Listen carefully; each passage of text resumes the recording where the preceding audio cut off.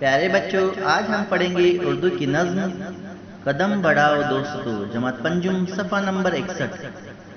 कदम बढ़ाओ दोस्तों, कदम बढ़ाओ दोस्तों, चलो कि हमको मंजिलें बुला रही हैं दूर से।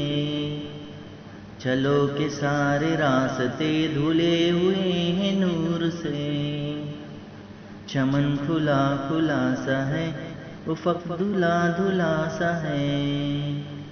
दिए जलाओ राह में, वतन का नौ सिंगार है।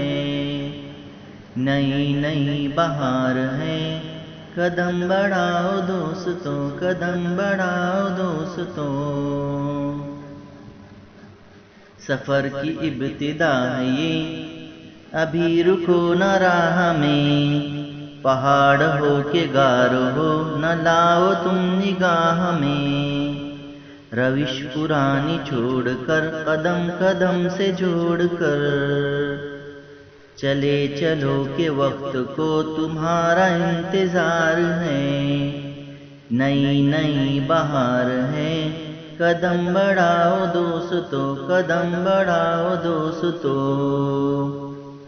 कहो वतन की खाक ही को गुलसिता बनाएंगे। रविश रविश को इस चमन की कहकशा बनाएंगे। कली कली निखार के जलाओ दीप प्यार के। हमें खुद अपने गुलसिता पे आज इख्तियार है।